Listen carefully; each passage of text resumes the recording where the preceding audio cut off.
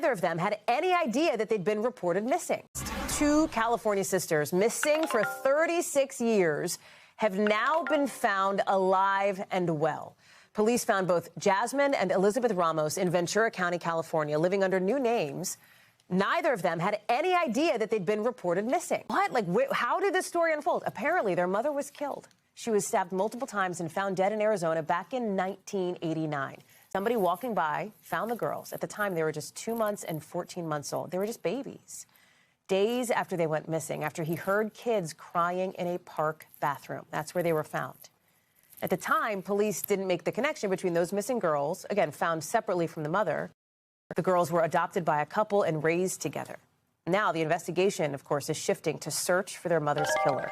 Rahima Ellis has more. This 3 decades, Rahima, that this connection was never made. How did police end up either tracking these girls down? Was it coincidental? How did they find them? It's not a coincidence at all. This is a result of good old-fashioned detective work, actually. In 2019, the Mojave County Police Department decided to set up a cold case unit to investigate cases that they had not been able to solve. One of them that they decided to zero in on was that of this woman whose body, her stabbed body, had been found. Didn't know who she was, had no identification on her.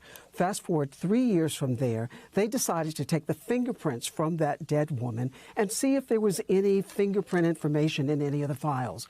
Lo and behold, they found a fingerprint match. And with that match, they found a name and an address. They went to the address that they found, and they found a roommate, turned out to be a relative. They got from a family member then DNA evidence from the person. And that then allowed them to identify indeed who this woman was. The person who they originally gotten the DNA evidence from, they thought had been a shoplifter, and her family said she sometimes used an alias. That then led them to check the DNA database of people all over. And it led them to these 2 little girls who, in 1989, when their mother had been reported missing, the children had been reported missing too. Wow. It is just incredible to think about. Do we know anything about their reaction tonight? What about the search to find the killer of their mother? We don't know about that, but we do know that the girls had been keeping some sort of clips and files over the years because they were curious. They were raised by a foster family. And what we know now is that police have put out some information about what witnesses say they saw that day. They saw that the family had been together with 2 men in a car, and the police are putting out this information hoping it might jog someone's memory. Well, definitely a story we're going to keep tracking.